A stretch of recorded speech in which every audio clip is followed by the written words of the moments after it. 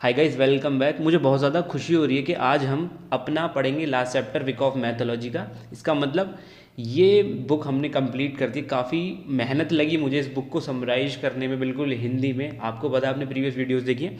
तो आज हम इस बुक को कंप्लीट करने वाले हैं और जस्ट इसके बाद मैं वीक ऑफ 2.0 लेके आऊँगा। और ट्रस्ट मी गाइस, वो बुक ऐसी है, जब मैं उसका समराइजेशन करूँगा और जब उसको अप्लाई करोगे अपने आप पर, तो आप देखोगे कि हाँ, मैं क्या पढ़ रहा हूँ। बिल्कुल मॉडर्न डे ट्रेडिंग आप फील करोगे, बिल्कुल ऑर्डर फ्लो सब कुछ वहाँ उसमें अवेलेबल रहेगा। तो अब आज मैं पहले इस बुक को ख़त्म कर लेता हूँ। और ज़रूरी ये है कि आप विक ऑफ की जो पहली वाली बुक है जो मैंने आपको पढ़ाई है, इसको आप ज़रूर एक बार पढ़ लो, गो थ्रू कर लो, वीडियो देखनी है, ज़्यादा कुछ नहीं करना है। आपकी ट्रेडिंग बहुत सिंप्लीफाई हो जाएगी, ठीक है। तो अभी जो हमारा जो लास्ट चैप्टर है, इसमें मैं पहले थोड़ा सा डिसीजन मेकिंग वगैरह पढ़ाऊंगा आपको, एंड देन कुछ इनके यहाँ पे एग्जाम्पल्स हैं वो हम देखेंगे। ज़्यादा कुछ है नहीं, बट आप एक इस बार इस वीडियो को देख लो, क्लियर हो जाएगा आपका, ठीक है। तो देखिए, हमने अभी तक सब कुछ पढ़ लिया है। सब कुछ हमने phase A, phase B, phase C, phase D, phase ही पूरा डिटेल में पढ़ लिया है। सारा कन्फर्मेशन, ब्रेकआउट सब हमने पढ़ लिया है। कैसे एक्यूमुलेशन होगा, कैसे डिस्ट्रीब्यूशन होगा, कैसे री एक्यूमुलेशन होगा, कैसे रीडिस्ट्रीब्यूशन होगा, ये सब हमने पढ़ लिया है। अभी हम थोड़ा थोड़ा से जो मेन मेन पॉइंट्स हैं वो यहाँ पर एक बार कवर कर लेते हैं। जैसे डिसीजन मेकिंग के कहाँ पर क्या करना है वो थोड़ा सा हम जान लेते हैं। ये भी ज़रूरी टॉपिक है, ठीक है ना। तो यहाँ पे जो सबसे पहली बात है कि कभी कभी क्या होता है कि हमने सब कुछ देख लिया, एनालिसिस कर लिया, पर जो हमारा डिसीजन होता है लास्ट में एंट्री और एग्जिट का, वो थोड़ा सा यहाँ पे हम पिछड़ जाते हैं। मैं एग्जिट को तो मैं ज़्यादा नहीं बोलूँगा, बट एंट्री में हमारी मेन होती है हमेशा। और जब एंट्री लेने की बात आती है, तब वहाँ पे हमारे बैक टू बैक एक दो अगर एसएल चले गए, तो समझ लो आपने पूरा जो एनालिसिस किया वो ख़राब है। बेशक थोड़ी देर में प्राइस आपके फेवर में चला जाए, बट अगर आपकी एंट्री ख़राब हो गई, जो आपका डिसीजन मेकिंग है वो काफ़ी ज़्यादा स्ट्रांग होना चाहिए। तो सारी एनालिसिस एक तरफ, और जो जो कॉन्सेप्ट है सिग्निफिकेंट बार का जो हम पीछे से पढ़ते हैं वो एक तरफ। अब कहने का मतलब ये है, देखिए मैं खुद आईसीटी में खूब पढ़ा हूँ, खूब मैंने बहुत डिटेल में उसको एनालाइज किया है। और सारी एंट्रीज एक तरफ, और जो हमारी बिग बार बनती है, जो बड़ी कैंडल बनती है, जिसको हम सिग्निफिकेंट बार बोल रहे हैं, वो एक तरफ। देखिए, अगर मुझे अपने लेवल पे सिग्निफिकेंट बार बनता हुआ नज़र आया, तो मैं बहुत आग मीच की एंट्री ले सकता हूँ और एसएल प्लेस कर सकता हूँ सिग्निफिकेंट बार के नीचे। तो ऑथर हमको यही बता रहे हैं कि सिग्निफिकेंट बार जब बन रहा है, ठीक है ना, वो बहुत ज़्यादा इंपॉर्टेंट होता है। और जो आपके एसएल होंगे, मोस्ट प्रोबेबली सिग्निफिकेंट बार के अगर आप बिल्कुल नीचे एसएल लगाओगे, तो आपका रिस्क रिवार्ड भी अच्छा रहेगा। तो इन्होंने हमको यही बताने की बात ये कि अगर सब कुछ कंप्लीट फॉर्मेशन बन चुका है और आपको एक सिग्निफिकेंट बार यहाँ पे बनती नज़र आती है। अब देखिए, सिग्निफिकेंट बार से आपको ज़्यादा घबराने की ज़रूरत नहीं है। ये होती क्या है, ये हमारी क्या होती है, वाइडर रेंज की कैंडल होती है, ठीक है ना। अब बहुत बड़े बड़े यूट्यूबर्स हैं, स्टॉक बर्नर टाइप, जो कि बिग बार कैंडल्स का यूज़ करते हैं, तो आप बिग बार कैंडल ही इसको मानो, ठीक है ना। अगर बड़ी कैंडल बन रही है सेटअप पे, सारे आपका सेटअप फॉलो करने के बाद में, अगर वॉल्यूम उसमें ज़्यादा है, तो यहाँ पे समझ लो आपकी एंट्री कंफर्म हो चुकी है। जो डिसीजन मेकिंग वाली ऑथर बात कर रहे हैं, वो बात यहाँ पर यही है। अगर आप वॉल्यूम नहीं देखते तो छोड़ दो, कोई दिक्कत नहीं है, बट आपको सिग्निफिकेंट बार तो यहाँ पे देखना ही पड़ेगा एंट्री के टाइम पे। आप देखिए, बिल्कुल मान के चलिए आपका सेटअप आ चुका है और प्राइस छोटी छोटी कैंडल्स में मूव कर रहा है, तो शायद आपको इतना कंफर्मेशन नहीं आएगा। बट अगर वहीं एक बड़ी कैंडल बनती नज़र आएगी आपकी डायरेक्शन में, तो आपका जो क्या बोलते हैं, जो कॉन्फिडेंस है वो भी बढ़ेगा एंट्री लेने के लिए। वही बोल रहे हैं डिसीजन मेकिंग। तो अगर आप बिग बार पे अपना डिसीजन रखोगे कि हाँ, अगर बिग बार मुझे बनती नजर आएगी तो मैं एंट्री करूँगा अपने सेटअप पे, तो आपकी जो ट्रेडिंग है वो काफ़ी ज़्यादा अच्छी हो जाएगी, ठीक है ना। तो इन्होंने यही हमको जैसे एग्जाम्पल दिया है। पहला जो एग्जाम्पल है वो यहाँ पे सेलिंग का है। तो आप देख सकते हैं कि पहले जो प्राइस है वो इन दो कैंडल्स में फॉल किया एंड छोटी छोटी कैंडल्स में पुल बैक दिया, ठीक है, बहुत अच्छा बन रहा है, सेलिंग के लिए बन रहा है। बट आप इसी चार्ट को अगर देखोगे तो आपको कंफर्मेशन कहाँ लगेगी, वो लगेगी इस बड़ी कैंडल पे, जहाँ पे आपको एक बिग बार कैंडल बन रही है विद हायर वॉल्यूम। तो यहाँ पे आपको कंफर्मेशन मिलेगी। तो इसी को ये यहाँ पे कंफर्मेशन बार बोल रहे हैं, बिग बार बोल रहे हैं, ठीक है ना। अब सेम एज इट इज़ अगर बाइंग के लिए देखेंगे, तो प्राइस ऊपर गया, देन छोटी छोटी कैंडल्स में पुल बैक आया, एंड देन जो एसओएस बार इसको बोल रहे हैं, साइन ऑफ स्ट्रेंथ बार जो कैंडल है, मतलब बिग बार कैंडल है, यहाँ पे आपको कॉन्फिडेंस आएगा, हाँ यहाँ पे मैं एंट्री कर लेता हूँ एंड एसएल में उसके नीचे यहाँ पे प्लेस कर देता हूँ, ठीक है। तो थोड़ा सा हम आगे बढ़ें। The concept of reversal of movement. अब देखिए, बहुत सिंपल मैं आपको बताऊंगा कि रिवर्सल अगर आप प्लान कर रहे हैं, ठीक है ना, तो यहाँ पे मान के चलिए ये कोई हमारा इंपॉर्टेंट जोन हो गया, ठीक है ना। अब आईसीटी के हिसाब से लगा लो, प्रीवियस डे हाई लगा लो, कुछ भी लगा लो, एंड प्राइस ने क्या किया, दो बड़ी बिग बार कैंडल बनाई और रेसिस्टेंस के ऊपर क्लोज दे दिया, ठीक है ना। अब यहाँ पे आपको लगेगा कि भाई यहाँ पे तो ब्रेकआउट हो चुका है, बट अगर प्राइस क्या करे, इन छोटी छोटी कैंडल्स में हल्का हल्का पुल बैक दे एंड क्या करे, जो हमारी एसओएस बार थी, मतलब जो बड़ी कैंडल थी, जो बिग बार, उसके नीचे अगर प्राइस क्लोज दे देता है तो आप यहाँ पे रिवर्सल भी प्ले कर सकते हैं अगर आपका सेटअप बन रहा है। बहुत सिंपल सिनारियो है। प्राइस अगर ऊपर गया बिग बार्स के कैंडल में और प्राइस छोटी छोटी कैंडल्स में रिवर्सल दे दे और यहाँ पे क्या करे, जो हमारी बिग बार कैंडल है, जो एसएस बार है, उसके नीचे अगर क्लोज दे देता है तो हम वहाँ से रिवर्सल भी प्ले कर सकते हैं। बट आपको क्या देखना पड़ेगा, सब कुछ देखना पड़ेगा, डेली बाइस भी देखना पड़ेगा, एक्यूमुलेशन हुआ, डिस्ट्रीब्यूशन हुआ। बट यहाँ पे आप इन चीज़ों को देख के तुरंत रिवर्स प्लान नहीं कर सकते, आपको पूरा अपना सेटअप देखना पड़ेगा कि क्या मैं यहाँ से सेलिंग ही प्लान कर रहा हूँ, तभी आप सेल कर पाओगे। तो मतलब एक आपको देखने का नज़रिया है कि अगर आप सेल प्लान के लिए देख रहे हो, तब आपको यहाँ पे अगर बिग बार के नीचे यहाँ पे अगर कोई कैंडल क्लोज करती नज़र आती है, तब वहाँ पे आप सेल करोगे। जब आपका बाइस सेलिंग का है, मैं यूँ नहीं करके आपका बाइस तो बाइंग का है और आप इस कैंडल को देख के यहाँ पे क्या कर रहे हो, बाई प्लान कर रहे हो, ठीक है, तब नहीं हो पाएगा, ठीक है ना। अगर आपका बाइस सेलिंग का है और आपको सेटअप बना, तभी यहाँ पे अगर आप बिग बार के नीचे क्लोज दे रही है कैंडल, तब यहाँ पे ये चीज़ें आपको देखनी है। तो अभी हम आगे बढ़ते हैं।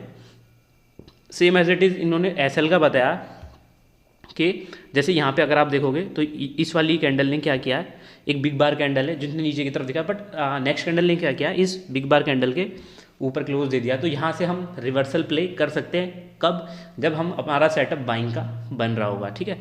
तो ये आप ध्यान में रखना, जब चार्ट वगैरह देखोगे तो इनको थोड़ा सा यहाँ पर कर लेना। फिर उन्होंने पोजीशन मैनेजमेंट का बताया। देखिए मैं इस पर बिल्कुल नहीं बताऊंगा कि पोजीशन मैनेजमेंट, ये सबको पता है कि किस तरीके से पोजीशन लेनी है अपनी, ठीक है ना।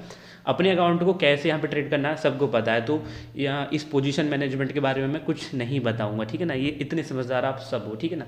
वही 1% लेना, ये लेना बोल रहा है, वो सब आपको पता है, ठीक है। कैलकुलेटर साइज ऑफ पोजीशन, ये भी मैं ओल्ड स्कूल ही बोलूँगा, इतने समझदार आप भी हो कि अपनी जो पोजीशन साइजिंग आपको कैसे कैलकुलेट करना है, कैसे आप ट्रेड लेना है, कितने $1000 का अकाउंट है और उस पर कितना ट्रेड करना है, वो सब आपको यहाँ पे पता लग गया होगा अभी तक, ठीक है ना। तो आप $1000 के अकाउंट पे गोल्ड में 1 लॉट ट्रेड नहीं करोगे, मुझे पता है, ठीक है ना। तो आपको पता है कि कितना क्या लेना है, इसमें कुछ बताने की ज़रूरत नहीं है। ओवर द टाइम आपको चीज़ें समझ में आएंगी, ठीक है। एंड उसके बाद हम जो एंट्री में, जो अभी एंट्री बता रहे हो, बट मैं आपको पहले ही बता चुका हूँ एंट्री कैसीनो, पहले भी प्रीवियस चैप्टर्स में भी हम एंट्रीज पढ़ चुके हैं। जैसे कि मैंने आपको अभी बताया, अगर आप रिवर्सल प्ले कर रहे हो तो अगर बिग बार कैंडल के ऊपर क्लोजिंग दे दिया दूसरी बिग बार कैंडल ने, तो आपका जो एसएल होगा वो बिल्कुल नीचे होगा। एंट्री आप क्लोजिंग के बाद ही लोगे, ठीक है। तो देखिए मैं केवल इस पोर्शन को देख के आपको पूरी एंट्री नहीं समझा सकता, आपने अगर पीछे के चैप्टर्स देखोगे तो आपको ज़्यादा पता होगा, ठीक है ना। तो मैं इसको भी नहीं बताऊंगा, मैं फालतू में आपको कन्फ्यूज़न में नहीं डालूंगा, ठीक है। अगर मैं यहाँ पे इसका समराइजेशन कर रहा हूँ इस बुक का, तो ये मेरा दायित्व बनता है कि मतलब मैं आपको एक अच्छी गाइडेंस दूँ यहाँ पे, ठीक है। फिर स्टॉप लॉस ये तो मैंने बता दिया, बिल्कुल बिग बार के नीचे आप रख सकते हो, ठीक है। एंड देखो अब जैसे SOS bar in position of potential spring, देखिए यहाँ पे एक बात और है, और ये तो मैं आपको अभी जस्ट ही बताया था कि मान के चलिए हमारा यहाँ पे टेस्ट हुआ और ये हमारा सपोर्ट है, एंड प्राइस ने क्या किया है, ब्रेक डाउन दिया है, ठीक है ना। इस कैंडल को क्या दिया है, इस सपोर्ट को क्या दिया है, ब्रेक डाउन दिया है। तो मान के चलिए ये हमारा सपोर्ट जोन था और प्राइस ने शेक किया है सेलर्स को, प्राइस ने एक बिग बार कैंडल में इसने क्या किया है, इस तरीके से ब्रेक डाउन दिया है, बड़ी कैंडल है, एंड प्राइस ने क्या किया, तुरंत इसको रिकवर करके इसके ऊपर क्लोज दे दिया है। सॉरी मैं दोबारा बना देता हूँ। मान के चलिए ये हमारा सपोर्ट एरिया था, प्राइस ने क्या किया, बिग बार कैंडल में यहाँ पे ड्रॉप दिखाया है सेलर्स की लिक्विडिटी लेने के लिए, एंड प्राइस ने क्या किया, सडनली रिकवर करके इस बिग बार कैंडल के ऊपर क्लोज दे दिया है, ठीक है। तो यहाँ पे भी आपको बिग बार कैंडल का महत्व पता लगेगा कि जैसे क्लोज दे दिया तो हम रिवर्सल प्लान कर रहे थे, बाइंग का हमारा बाइस है तो हम एंट्री ले सकते हैं, बिल्कुल बॉटम से पकड़ सकते हैं, ऐसा आपका यहाँ पे हो जाएगा। यही ऑथर बताने की कोशिश कर रहे हैं लंबी इंग्लिश में, ठीक है ना। Same as it is SOS bar in position of, मतलब अगर आपको शेक आउट या जब लिक्विडिटी ली जा रही है इंपॉर्टेंट जोन पर, अगर बड़ी कैंडल बन रही है तो वहाँ से भी आप रिवर्सल प्लान कर सकते हो, ठीक है। तो सेम यहाँ पे ही थोड़ा सा बताया गया इन्होंने, प्लेसमेंट ऑफ स्टॉप लॉस। देखिए यहाँ पे क्या होता है कि स्टॉप लॉस आपको कैसे प्लेस करना है वो मैं आपको बता देता हूँ कि अगर आप ट्रेड ले रहे हो, ठीक है, तो आप देख रहे होगे कि यहाँ पे पुल बैक्स आ रहे हैं एंड देन प्राइस मूव कर रहा है। तो कभी भी प्राइस जैसे प्राइस अपवर्ड डायरेक्शन में गया, नीचे आया और आपने कहीं एंट्री बना दी, इस मूवमेंट में कहीं पे, तो आपका एसएल कहाँ होगा, ठीक है। तो ये हमारे ऑथर बता रहे हैं बिल्कुल बॉटम के नीचे। मैं आपको थोड़ा सा यहाँ पे गाइड करूँगा कि बिल्कुल बिल्कुल जैसे आपका कोई ऑर्डर ब्लॉक है या बिल्कुल जैसे हमारा लो पॉइंट है, इस पे आप एसएल मत लगाना यार, बिल्कुल मैं सच बता रहा हूँ, मैं थक गया अपने एसएल कटवा कटवा के। तो यहाँ पे एसएल आपको नहीं लगाना, आपको थोड़ा सा नीचे एसएल लेना अपना पड़ेगा, ठीक है ना। ये थोड़ा सा मॉडर्न डे का मैं बता रहा हूँ, अपने एक्सपीरियंस से बता रहा हूँ। बुक में तो बताया गया कि बिल्कुल यहाँ पे अपने एसएल प्लेस करना, बिल्कुल जस्ट बिल्कुल इंपॉर्टेंट लेवल के नीचे या इंपॉर्टेंट लेवल पे कभी भी एसएल मत लगाना। थोड़ा सा अगर आपको एसएल लग रहा है कि ज़्यादा बड़ा हो रहा है तो आप अपनी क्वांटिटी कम कर दो, बट ऐसे एसएल मत लगाना, थोड़ा सा नीचे उसको एसएल प्लेस करना। तो वही इन्होंने बताया है, ठीक है। तो मैं बता रहा हूँ थोड़ा सा एसएल इंपॉर्टेंट जोन पे मत लगाओ, ठीक है ना। बिल्कुल जैसे रेसिस्टेंस पे आपको अपना टारगेट लगाना है। बहुत से लोग क्या करते हैं कि जैसे लगता है कि भाई कि उन्होंने एंट्री बना दी यहाँ पे और उनको लग रहा है कि प्राइस यहाँ तक जाएगा, तो बिल्कुल यहीं पे वो टारगेट लगाते हैं अपना। नहीं, ऐसा नहीं लगाना, थोड़ा सा नीचे लगाओ यार, ठीक है ना। ट्रेडिंग प्रोबेबिलिटी का गेम है, हम टेक्निकल एनालिसिस पे 100% रिलाई नहीं कर सकते, तो ये आपको समझना पड़ेगा, ठीक है। एंड जस्ट इन्होंने बिल्कुल ऐसा ही एक एग्जांपल यहाँ पे दिया है 100 बार वाला, वो मैं आपको बता चुका हूँ। अभी ट्रेलिंग स्टॉप, टेक प्रॉफिट, ये सब आपको पता है, मैं नहीं बताने वाला इसमें, कुछ ज़्यादा इन्होंने बताया भी नहीं है। अब ये पोटेंशियल क्लाइमेटिक एक्शन सेम हम पढ़ चुके हैं पीछे। अब देखो सेम एज इट इज़ यहाँ पे इन्होंने रीएक्यूमुलेशन का एक वो बताया कि प्राइस क्या करता है। देखो यहाँ पे इन्होंने एक्यूमुलेट किया, अपवर्ड मूवमेंट दिया, फिर एक्यूमुलेट करेगा, देन ऊपर जाएगा, ठीक है। ये मैं आपको पहले भी बता चुका हूँ, ठीक है ना। तो आपको हर टाइम फ्रेम पे, किसी भी टाइम फ्रेम पे आप देख लोगे, फ्रैक्टल है प्राइस का नेचर, और हर प्राइस जोन पे आपको ये एक्यूमुलेशन होता नज़र आएगा, ठीक है। ये मैं आपको बता चुका हूँ पहले भी। अब देखिए मैंने आपको पहले ही बताया कि प्राइस लिक्विडिटी की तरफ जाएगा, जहाँ लिक्विडिटी उसे ज़्यादा लगेगी वहाँ तक प्राइस ट्रैवल करेगा।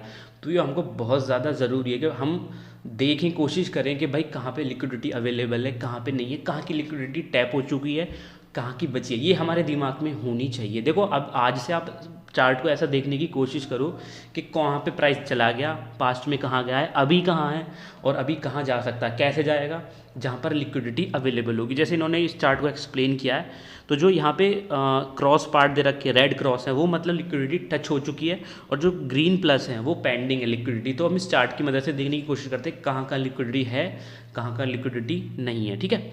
तो देखिए प्राइस ड्रॉप करके आया, तो अगर मैं देखूं तो देखो एक लिक्विडिटी यहाँ पे थी, इस प्राइस ने लिक्विडिटी ले ली ड्रॉप करके, फिर प्राइस एक अपवर्ड मूवमेंट देता है, यहाँ पे लिक्विडिटी एक जोन यहाँ पे बनाया, एंड प्राइस ऊपर जाके क्या किया, प्राइस ने इस पोर्शन ने क्या किया, इस लिक्विडिटी को भी टच कर दिया।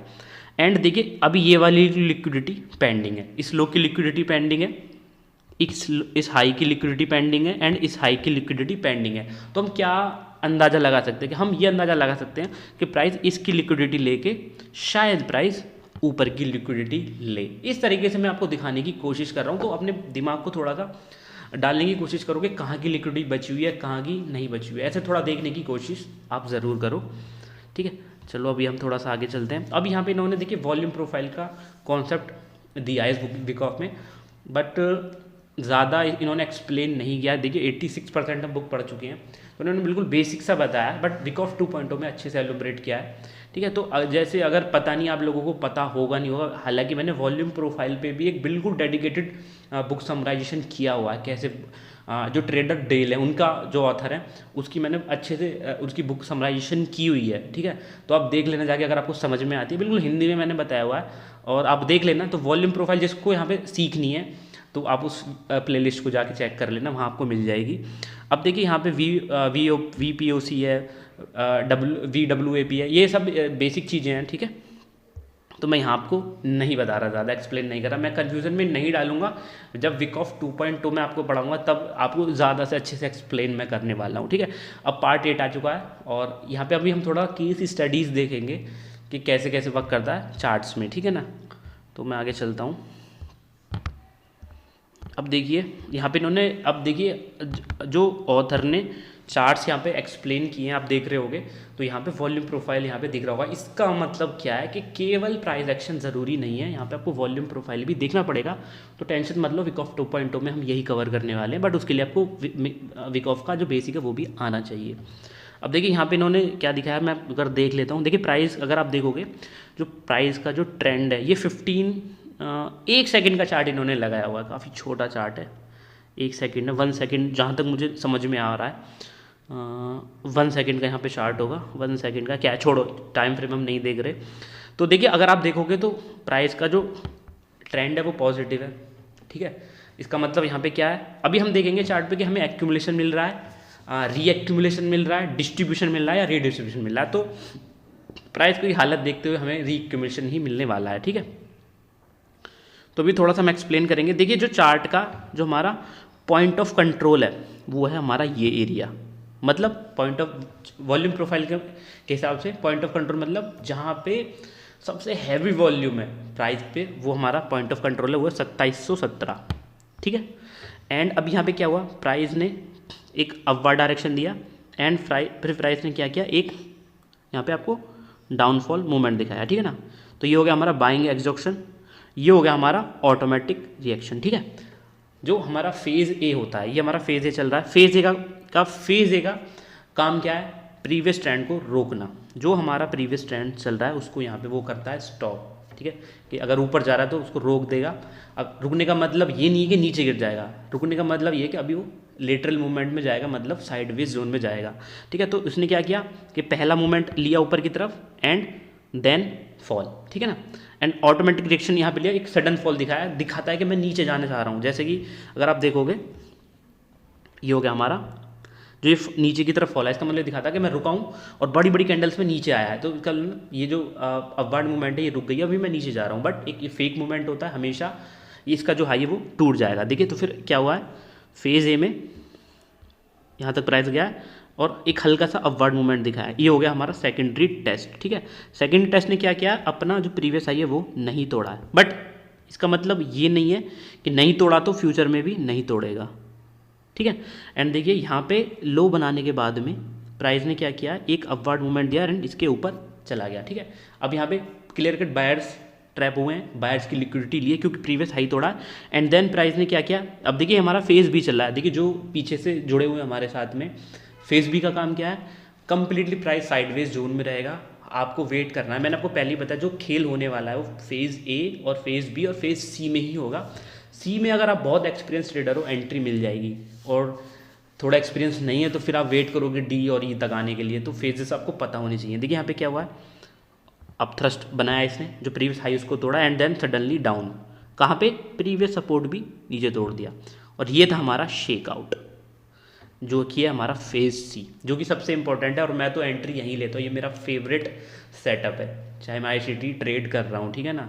तो यहाँ पे हालांकि ऑथर नहीं बताते एंट्री लेने के लिए, वो कंफर्मेशन बताते हैं। देन प्राइस ने क्या किया है, ऊपर गया है, यहाँ पे सारे जो सेलर्स हैं उनकी लिक्विडिटी ली है, मतलब बायर्स ने अपना कोटा फुल किया है एंड एक सडन मूवमेंट दिया है एंड देन ऊपर।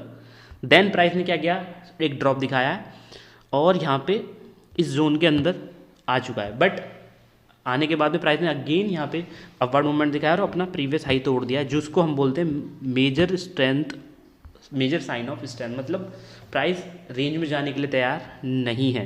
देखिए यहाँ पे ये वाला जो जोन है, ये वाला, ये है हमारा माइनर साइन ऑफ स्ट्रेंथ, क्योंकि प्राइस ने अपना हाई तोड़ा है एंड देन प्राइस नीचे आ चुका है, अपने रेंज में आ चुका है कहने मतलब। बट ये होगा हमारा माइनर, बट जब दोबारा प्राइस ने अपना हाई तोड़ दिया यहाँ पे, तो ये होगा हमारा मेजर साइन ऑफ स्ट्रेंथ, और प्राइस अभी नहीं आ रहा, और प्राइस अपना ऊपर चलते हुए रहेगा। देखिए यहाँ पे जो पूरी देखने वाली बात है वो ये है कि प्राइस कहाँ से रिएक्शन ले रहा है। प्राइस रिएक्शन ले रहा है हमारा वॉल्यूम प्रोफाइल के पॉइंट ऑफ कंट्रोल से, जिसको हम POC बोलते हैं, ठीक है, क्योंकि वहाँ पे हैवी वॉल्यूम यहाँ पे पड़ा हुआ है, ठीक है। तो ये कुछ एक एग्जांपल था, तो हम धीरे धीरे एक दो एग्जांपल देखते हैं, ठीक है। एंड चलो एक और एग्जांपल आ चुका है, उसको भी हम देख लेते हैं कि क्या है। हाँ, अब देखिए यहाँ पे क्या हुआ, प्राइस आप देखोगे तो प्राइस इसमें भी जो प्राइस का बाइज है ऊपर है। अब हम देखेंगे, हमको रीएक्यूमुलेशन हमको देखना है। तो यहाँ पे प्राइस ने क्या किया है, प्राइस ने एक बाइंग एक्शन दिखाया, ऊपर गया एंड देन प्राइस ने फिर अगेन ड्रॉप दिखाया, जो फेक होता है हमेशा, ठीक है, ये वाला जिसको हम बोलते हैं ऑटोमेटिक रिएक्शन, उसको मार्क कर लेंगे, ठीक है। तो यहाँ पे क्या हुआ, फेज़ ए हुआ है, फेज़ ए ने क्या करा है, जो प्रीवियस ट्रेंड था ये वाला, इसको यहाँ पे रोक दिया है वीक के लिए। फिर मैं वही बोलूँगा, रोका है, स्टॉप किया, इसका मतलब ये नहीं है कि प्राइस रुक गया और नीचे फॉल कर जाएगा, नहीं, अभी ट्रेंड रुका है और अभी थोड़ा सा साइडवेज जोन में प्राइस आएगा। उसके बाद प्राइस ने क्या किया, एक अपवर्ड मूवमेंट दिखाया, सेकेंडरी टेस्ट यहाँ पे दिया है, हाई नहीं तोड़ा है। बट यहाँ पे क्या हुआ है, इसने क्या किया, ऊपर की टेस्ट की बजाय यहाँ पे क्या किया है, ऑटोमेटिक रिएक्शन वाला जो लो था ये वाला, उसको यहाँ पे क्या किया, टेस्ट किया है, ठीक है ना। इसने अब जो बाइंग यहाँ पर क्या किया, बायर्स की लिक्विडिटी ना लेके सेलर्स की लिक्विडिटी ली है, एंड देन अगेन प्राइस ऊपर गया है। और इस बार क्या है, इसने कोई भी शेक नहीं किया। फेज सी में इसने क्या किया है, कोई भी शेक नहीं किया। जो इंपॉर्टेंट जोन था इसको इसने इस बार यहीं पे शेक कर लिया, कुछ शेक नहीं किया। और फेज सी में जो उसको करना था उसने फेज बी में ही कर लिया, कोई शेक नहीं किया, एंड देन प्राइस ऊपर, ठीक है ना। तो इन्होंने यहाँ पे देखा। तो अगर मैं फिर से अगेन देखूँ तो प्राइस किसके साइड में, बिल्कुल किसके सारे यहाँ पे उसने सारा मूवमेंट दिया है, आप देखोगे ये रहा हमारा POC पॉइंट ऑफ कंट्रोल, और प्राइस उसी के आसपास नाच रहा है, ठीक है ना। एंड देखिए उसके बाद प्राइस ने ब्रेकआउट दिया है, उसके बाद पुल बैक दिया है क्रैक तक, और फिर ये, ठीक है ना, यही मूवमेंट प्राइस ने दिया है, ठीक ना। तो आई होप आप समझ रहे होगे, नए हो तो नहीं समझ पा रहे होगे, बट अगर आप पुराने होगे तो पक्का समझ रहे होगे। पुरानी वीडियोस अगर आपने देखी होगी, 2-4 एग्जांपल दिए, एक एग्जांपल और देख लेते हैं और फिर इसको ख़त्म करते हैं हम, ठीक है ना। एंड चलो अब देखिए यहाँ पे क्या है कि यहाँ पे इन्होंने डिस्ट्रीब्यूशन का हमको दिखाया, और ये मैं चाह रहा था कि डिस्ट्रीब्यूशन हमको मिले, देखने थोड़ा सीखने को मिले। अब यहाँ पे क्या है, प्राइस का जो बाइस है वो ऊपर का है, तो अब हमें नहीं पता कि भाई यहाँ पे क्या होगा, एक्यूमुलेशन होगा या डिस्ट्रीब्यूशन होगा। अब देखिए डिस्ट्रीब्यूशन के लिए क्या ज़रूरी है, सबसे ज़रूरी ये है कि कहीं ना कहीं यहाँ पे भाई ऐसा तो है ना, कहीं ना कुछ इंपॉर्टेंट लेवल होना चाहिए, तभी तो हम डिस्ट्रीब्यूशन प्लान करेंगे। अब ऐसा थोड़ा ना कि कुछ ऊपर है ही नहीं और हम डिस्ट्रीब्यूशन प्लान कर रहे हैं। कोई हायर टाइम फ्रेम का कोई रेसिस्टेंस है, या कोई ऑर्डर ब्लॉक है, कोई प्रीवियस वीक हाई है, प्रीवियस मंथ हाई है, कुछ भी इक्वल हाई है, इक्वल लो है, कुछ अवेलेबल है तो अभी हम यहाँ पे प्लान करेंगे, ठीक है ना। अब देखिए यहाँ पे क्या हुआ, देखिए सबसे पहले एक बाइंग क्लाइमैक्स आया, मतलब एक फेक बाइंग मूवमेंट आई है, एंड देन प्राइस ने फॉल दिखाया है, ठीक है ना, ऑटोमेटिक सडन। बट उसको वो पहली बार में कभी भी कोई चीज़ वी शेप फॉल कभी नहीं आता, वी शेप रिकवरी कभी नहीं आती आपको, मतलब आती है बट रेयर केस में। तो आप 20 ट्रेड में से एक पकड़ोगे और 19 में आपके एसएल जाएंगे, ठीक है ना। तो आप कब हमेशा प्राइस प्रॉपर एक्यूमुलेशन डिस्ट्रीब्यूशन करेगा ही करेगा, कुछ केसेस में आपको वी शेप रिकवरी दिखेगी, ठीक है। अभी हो गया हमारा सपोर्ट, हो गया ये हमारा सपोर्ट हो गया, एंड देन प्राइस ने क्या किया, ये हो गया हमारा फेज़ ए। फेज़ ए का काम क्या है, प्रीवियस ट्रेंड को रोक देना। अब हमको नहीं पता कि प्राइस एक्यूमुलेशन करके ऊपर जाएगा या डिस्ट्रीब्यूशन करके नीचे आएगा, बट हमको इतना पता है कि अभी के लिए प्राइस रुक चुका है और अभी हम ट्रेड नहीं करेंगे।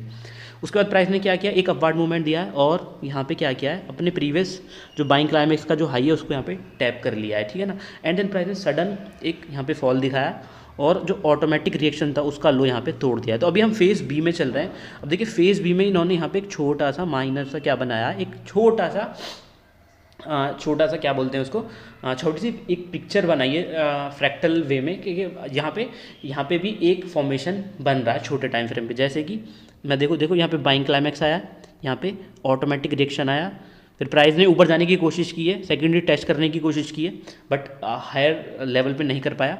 बट इस फॉल ने क्या किया है, इस लेवल को तोड़ा, मतलब यहाँ पे एक शेक किया है, एंड प्राइस ने फिर से ऊपर जाने की कोशिश की है, इस लेवल पे अपर थ्रस्ट बनाया, इस हाई के ऊपर जाने की कोशिश की है, ठीक है,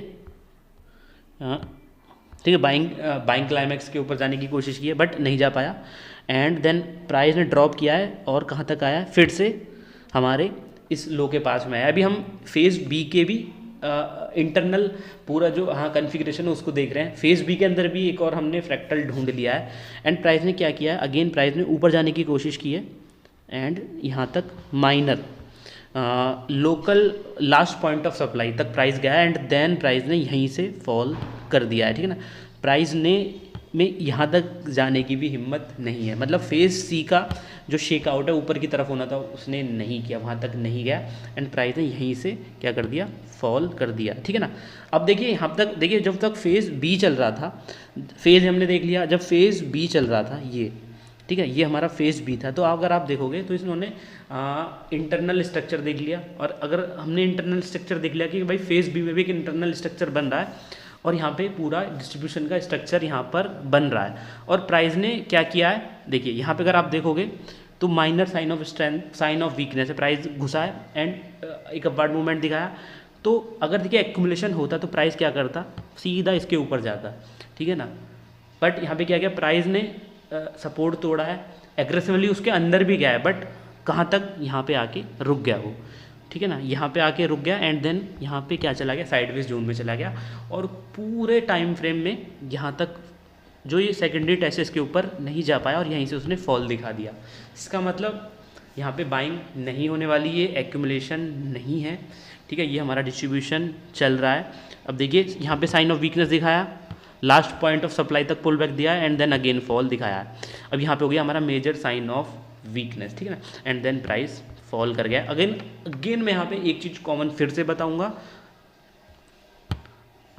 पॉइंट ऑफ कंट्रोल, ये हमारा जो मेजर वॉल्यूम है वो यही है और प्राइस पूरे टाइम यहीं नाचता रहा और यहीं से उसने क्या दिया है, एक फॉल दिखाया। अगर आप नए हो तो नहीं समझ में आ रहा होगा आपको थोड़ी सी मेहनत की ज़रूरत है। देखिए अगर आपको हार्ड कॉपी बाइंग करनी है उसका भी लिंक है, वहाँ से बाई कर लो, इन वीडियोज़ को देख लो, समझ में आ जाएगा। अगर हार्ड कॉपी बाइंग नहीं करनी है तो ऐसे देख लो, थोड़े नोट्स बना लो, चार्ट्स को समझोगे तब भी समझ में आ जाएगा। तो अभी के लिए हमारी ऑलमोस्ट जो बुक है वो ख़त्म हो चुकी है, 90% के आसपास हो चुकी है। बाकी कुछ यहाँ पे इतना कुछ इसमें बुक में अभी बचा नहीं है, ठीक है ना। तो मुझे बहुत ज़्यादा खुशी है कि मैंने ये बुक कंप्लीट कर ली और जितने भी मेरे सब्सक्राइबर हैं उनके लिए धन्यवाद जिन्होंने मुझे सब्सक्राइब किया हुआ है। राधे राधे।